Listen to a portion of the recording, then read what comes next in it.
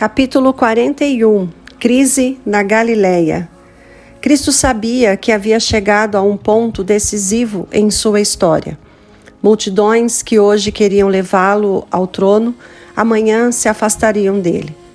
A frustração de suas ambições egoístas transformaria o amor em ódio e o louvor em maldição.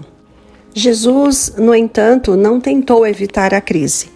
Desde o começo, ele não acenara aos seus seguidores com alguma esperança de recompensa terrestre. Muitos do que agora estavam ligados a ele tinham sido atraídos pela esperança de um reino secular. Eles deviam ser esclarecidos. Na manhã seguinte, bem cedo, um grande número de pessoas já se aglomerava em Betsaída. O que havia deixado Jesus na noite anterior retornaram, esperando ainda encontrá-lo ali, pois não havia um barco com o qual ele pudesse passar para o outro lado do lago. Mas a busca deles não deu em nada. Enquanto isso, Jesus havia chegado ao mar da Galileia depois de se ausentar por apenas um dia. Os que vieram de Betsaída ficaram sabendo pelos discípulos como ele havia atravessado o lago. Os discípulos descreveram fielmente tudo o que tinha acontecido com a atônita multidão. A fúria da tormenta, as muitas horas de ventos adversos, Cristo andando sobre a água, suas palavras de ânimo, a aventura de Pedro, a súbita calmaria e a chegada do barco à praia. Muitos se contentaram com isso e esperaram para ouvir dos lábios do próprio Cristo uma nova narrativa do milagre. Jesus não satisfez a curiosidade deles. Pesaroso, ele disse: "A verdade é que vocês estão me procurando, não porque viram os sinais miraculosos, mas porque comeram os pães e ficaram satisfeitos. Não trabalhem pela comida que se estraga, mas pela comida que permanece para a vida eterna." João capítulo 6, versos 26 e 27. Não procurem apenas benefícios materiais, mas o alimento espiritual. Por um momento, isso despertou o interesse dos ouvintes. O que precisamos fazer para realizar as obras que Deus requer? Os que perguntam queriam dizer era: o que devemos fazer para merecer o céu? Que preço precisamos pagar a fim de obter a vida por vir? Jesus respondeu: a obra de Deus é esta: crer naquele que Ele enviou. O preço do céu é Jesus. O caminho para o céu é a fé no Cordeiro de Deus. Esperanças egoístas não realizadas. Jesus tinha feito exatamente o trabalho que a profecia havia predito que o Messias faria. Porém, o povo não tinha visto o que as suas esperanças egoístas haviam imaginado ser o trabalho dele. Nos dias de Moisés, Israel havia sido alimentado com o maná por 40 anos, e eles esperavam bênçãos muito maiores do Messias. Porque Jesus não poderia dar saúde, força e riqueza para todo o seu povo e livrá-lo dos seus opressores, dando-lhe poder e honra? Ele alegava ser o enviado de Deus, mas se recusava a ser o rei de Israel. Isso era um mistério que eles não podiam desvendar. Será que ele não se atrevia a reivindicar seus direitos porque ele mesmo teria dúvidas sobre o caráter divino de sua missão? Com algum sarcasmo, um rabino perguntou: que sinal miraculoso mostrarás para o que vejamos e creiamos em ti? Que farás? Os nossos antepassados comeram o maná no deserto. Como está escrito, ele lhes deu a comer pão dos céus. Declarou-lhe Jesus: digo-lhes a verdade, não foi Moisés quem lhes deu o pão do céu. Aquele que havia dado o maná estava ali no meio deles. O próprio Cristo tinha guiado os hebreus e os alimentado diariamente com pão enviado do céu. Esse alimento era um símbolo do verdadeiro pão do céu. O Espírito que dá vida é o verdadeiro maná, pois o pão de Deus é aquele que desceu do céu e dá vida ao mundo. Ainda achando que se tratava de alimento material, alguém exclamou: Senhor, dá-nos sempre desse pão. Jesus então falou claramente: eu sou o pão da vida. Moisés tinha dito: nem só de pão viverá o homem, mas de toda a palavra que procede da boca de Deus. Deuteronômio capítulo 8, verso 3. E Jeremias escreveu: Quando as tuas palavras foram encontradas, eu as comi. Elas são a minha alegria e o meu júbilo. Jeremias capítulo 15, versos 16. Os ensinamentos dos profetas deixaram clara a lição espiritual contida no milagre dos pães. Se os ouvintes de Cristo na sinagoga tivessem compreendido as Escrituras, também teriam compreendido as palavras que ele falou: Eu sou o pão da vida. Assim como a multidão havia recebido a força física vindo do pão que ele lhes dera no dia anterior, também poderiam receber força espiritual para a vida eterna, vinda de Cristo. Aquele que vem a mim, ele disse, nunca terá fome. Aquele que crê em mim, nunca terá sede. Mas acrescentou, vocês me viram, mas ainda não creem. João capítulo 6, versos 35 e 36. Eles tinham visto a Cristo pelo testemunho do Espírito Santo, pela revelação de Deus ao coração. As evidências vivas do seu poder estavam na frente deles, dia após dia, e mesmo assim pediram outro sinal. Se não se convenciam pelo que haviam visto e ouvido, seria inútil lhes mostrar obras mais maravilhosas. A descrença sempre encontrará desculpa para a dúvida e tratará de explicar a mais contundente evidência. Novamente, Cristo apelou para aqueles corações obstinados. Todo o que o Pai me der virá a mim. A quem vier a mim, eu jamais rejeitarei. Todos os que recebessem pela fé, ele disse, teriam vida eterna. As pessoas não precisavam mais chorar em desespero por seus mortos. E esta é a vontade daquele que me enviou, que eu não perca nenhum dos que ele me deu, mas os ressuscite no último dia. Porque a vontade de meu Pai é que todo que olhar para o Filho, nele crer, tenha a vida eterna, e eu o ressuscitarei no último dia. Mas os líderes se ofenderam. Este não é Jesus, o filho de José? Não conhecemos seu pai e sua mãe? Como ele pode dizer, desci do céu? Ao se referirem sarcasticamente à origem humilde de Jesus, estavam se referindo com desdém à sua família como sendo pobre e humilde. As declarações desse inculto carpinteiro diziam, não merecem atenção. Por causa do seu misterioso nascimento, insinuavam que ele era de filiação duvidosa. Jesus não tentou explicar o mistério do seu nascimento, como também não deu nenhuma resposta para as perguntas sobre a travessia que fizera no mar. Voluntariamente, ele desprezou a fama e tomou a forma de servo. Mas suas palavras e obras revelaram seu caráter. O preconceito dos fariseus tinha origem na inflexibilidade do coração deles. Cada palavra e ato de Jesus os deixavam com raiva, pois o espírito que nutriam não achavam com ele. Ninguém pode vir a mim se o Pai que me enviou não o atrair. Está escrito nos profetas, todos serão ensinados por Deus. Todos os que ouvem o Pai e dele aprendem, vêm a mim. Ninguém jamais virá a Cristo, exceto aqueles que responderem à força da atração do amor do Pai. Deus está atraindo todos os corações para si. Somente os que resistem ao seu chamado se recusam a ir a Cristo. Os que tinham aprendido de Deus escutaram a voz do seu Filho, e em Jesus de Nazaré eles reconheciam aquele que havia mostrado o Pai. Quando começa o céu? Asseguro-lhes que aquele que crê tem a vida eterna. E Jesus disse, eu ressuscitarei no último dia. Cristo se tornou carne conosco para que pudéssemos nos tornar espírito com ele. Como resultado dessa união, nos levantaremos da sepultura, porque por meio da fé, sua vida se tornou nossa. Os que veem a Cristo e o recebem no coração têm vida eterna. É por meio do Espírito que Cristo habita em nós, e o Espírito de Deus, recebido pela fé, é o começo da vida eterna. O maná que os pais comeram no deserto não evitou que eles morressem, nem garantiu para eles a imortalidade, mas o pão do céu alimentaria a alma pela eternidade. O Salvador disse, eu sou o pão vivo que desceu do céu. Se alguém comer deste pão, viverá para sempre. Somente por meio da morte é que Cristo poderia nos dar vida. e ele aponta para a sua morte como o meio de salvação. Este pão é a minha carne, e eu darei pela vida do mundo. Os judeus não reconheciam no símbolo do Cordeiro Pascual o corpo do Senhor. As palavras de Cristo ensinavam a mesma verdade, porém, mesmo assim, o povo não os reconhecia.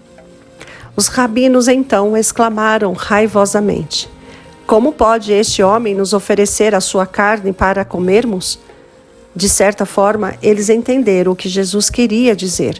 No entanto, interpretando mal suas palavras, esperavam incentivar o preconceito do povo contra ele. Cristo repetiu a mesma verdade em uma linguagem ainda mais forte. Eu lhes digo a verdade: se vocês não comerem a carne do Filho do Homem e não beberem o seu sangue, não terão vida em si mesmos. Todo que come a minha carne e bebe o meu sangue tem a vida eterna, e eu ressuscitarei no último dia. Pois a minha carne é verdadeira comida e o meu sangue é verdadeira bebida. Todo que come a minha carne e bebe o meu sangue permanece em mim e eu nele. O que é alimento é para o corpo, Cristo precisa ser para a alma. O alimento não pode trazer benefício a menos que se torne parte do nosso ser. Em termos espirituais, um conhecimento teórico não nos fará bem algum. Precisamos nos alimentar de Cristo. Precisamos assimilar sua vida, seu amor e sua graça. Da mesma forma como o Pai que vive me enviou, eu vivo por causa do Pai. Assim, aquele que se alimenta de mim viverá por minha causa. Jesus estava tão plenamente entregue à vontade de Deus que unicamente o Pai era revelado em sua vida. Embora tentado como nós em todas as coisas, ele não se contaminou com o mal que o rodeava. Assim como Cristo venceu, também nós devemos vencer. Você é um seguidor de Cristo? Então, ao unir-se a Jesus, você pode alcançar todas as promessas da Bíblia relativas à vida espiritual. O seu primeiro amor esfriou? Aceite o amor de Cristo outra vez. Coma da sua carne, beba do seu sangue, e você se tornará um com o Pai e um com o Filho. Pela lei cerimonial, os judeus eram proibidos de provar sangue e agora eles distorceram a linguagem de Cristo, dando a ela o sentido de sacrilégio. Até alguns discípulos disseram: dura é essa palavra, quem pode suportá-la? O Salvador respondeu: isso os escandaliza? Que acontecerá se vocês virem o Filho do Homem subir para onde estava antes? O Espírito da vida, a carne não produz nada que se aproveite. As palavras que eu lhes disse são Espírito e vida. Vida na palavra. A vida de Cristo, a qual dá vida ao mundo, está em sua palavra. Por sua palavra, Jesus curou doenças e expulsou demônios. Por sua palavra, ele acalmou o mar e ressuscitou os mortos. A Bíblia inteira é uma revelação de Cristo, e o Salvador queria afirmar a fé dos seus seguidores na palavra. Quando sua presença visível fosse retirada, a palavra deveria ser a fonte do poder deles. Assim como o alimento sustenta a vida física, também a palavra de Deus sustenta a vida espiritual. Assim como por nós mesmos devemos nos alimentar, também por nós mesmos devemos receber a palavra. É preciso estudar cuidadosamente a Bíblia, pedindo a Deus que, por meio do Espírito Santo, nos ajude a entender sua palavra. Devemos escolher um verso, descobrir o pensamento que Deus colocou nesse verso para nós e nos demorar meditando nele até que se torne nosso. Em suas promessas e advertências, Jesus se dirige a mim. Deus amou tanto o mundo que deu seu Filho para que eu, por crer nele, não pereça, mas tenha vida eterna. As experiências relatadas na palavra de Deus devem ser minhas experiências. A oração e a promessa são minhas. Fui crucificado com Cristo. Assim, já não sou eu quem vive, mas Cristo vive em mim. A vida que agora vivo no corpo, vivo-a pela fé no Filho de Deus, que me amou e se entregou por mim. Gálatas capítulo 2, verso 20. À medida que a fé absorve os princípios da verdade, eles se tornam uma parte do ser e o poder dominador da vida. A palavra molda os pensamentos e entra no desenvolvimento do caráter. Deus fará revelações preciosas para o seu povo faminto e sedento. Ao se alimentarem de sua palavra, eles descobrem que ela é espírito e vida. A palavra destrói a natureza terrena e dá nova vida em Cristo. O Espírito Santo vem como consolador. Pela graça de Deus, o discípulo se torna uma nova criatura. O amor toma o lugar do ódio e o coração adquire a semelhança divina. Isso é comer o pão que vem do céu. Cristo conhecia o caráter dos que afirmavam ser discípulos, e suas palavras testavam a fé deles. Ele declarou que os discípulos deviam crer e agir de acordo com seus ensinamentos e ser moldados de acordo com seu caráter. Isso envolvia abandonar as ambições que haviam alimentado. Requeriam uma entrega completa a Jesus. Eles foram chamados para se tornar pessoas abnegadas, mansas e humildes de coração, e para andar pelo caminho estreito trilhado pelo homem do Calvário. As palavras de Cristo alienam muitos. A prova era por demais severa. O entusiasmo daqueles que queriam agarrar Jesus à força e fazê-lo rei esfriou. O discurso da sinagoga tinha aberto seus olhos. Nenhuma recompensa terrena viria por causa da ligação com ele. Eles haviam acolhido o poder que ele tinha de fazer milagres, mas não puderam concordar com sua vida de sacrifício próprio. Se não fosse para Jesus obter a libertação do jugo romano, então eles não queriam nada com ele. Jesus disse claramente para eles: há alguns de vocês que não creem, acrescentando: é por isso que eu lhes disse que ninguém pode vir a mim, a não ser que isto lhe seja dado pelo Pai. João capítulo 6, versos 64 e 65. Se não eram atraídos para ele, era porque o coração deles não estava aberto para o Espírito Santo. Com essa repreensão pública por causa da descrença desses discípulos, eles ficaram ainda mais alienados de Jesus. Querendo ferir o Salvador e mostrar simpatia ao ódio dos fariseus, viraram as costas para ele e, com desdém, o deixaram. Sua escolha estava feita. Não andariam mais com Jesus. Mediante as palavras da verdade, a palha estava sendo separada do trigo. Muitos se afastaram por se considerarem demasiadamente justos para receber repreensões. As pessoas são provadas hoje da mesma forma como esses discípulos foram provados na sinagoga de Cafarnaum. Quando a verdade chega ao coração, elas veem a necessidade de uma mudança completa, mas não estão dispostas a assumir a tarefa da renúncia. Vão embora ofendidas e se queixando. Dura é essa palavra. Quem pode suportá-la? A verdade não é bem-vinda. Quando as multidões compareceram e milhares são alimentados, as pessoas gritam em triunfo e suas vozes ressoam forte no louvor. Mas, quando o Espírito de Deus revela o pecado e as convida a abandoná-lo, elas viram as costas para a verdade. Quando aqueles discípulos alienados se afastaram de Cristo, um espírito diferente passou a encontrá-los. Já não conseguiam ver nada de atraente naquele que antes tanto lhes interessava. Interpretaram mal suas palavras, falsificaram suas declarações e atacaram. Seus motivos, juntando cada item que pudesse ser usado contra ele, esses relatos falsos causaram tanta indignação que sua vida passou a correr perigo. A notícia de que o próprio Jesus de Nazaré admitia não ser o Messias se espalhou rapidamente. Isso fez com que o sentimento popular se voltasse contra ele na Galileia, como havia ocorrido na Judéia no ano anterior. Israel rejeitou seu Salvador porque eles queriam a água que perece, não a que dura eternamente. Com dor no coração, Jesus viu os que haviam sido seus discípulos indo embora. Sua compaixão não fora apreciada, seu amor não retribuído, sua salvação rejeitada. Essas coisas o encheram de uma tristeza inexprimível. Acontecimentos como esse fizeram dele um homem de tristeza e familiarizado com o sofrimento.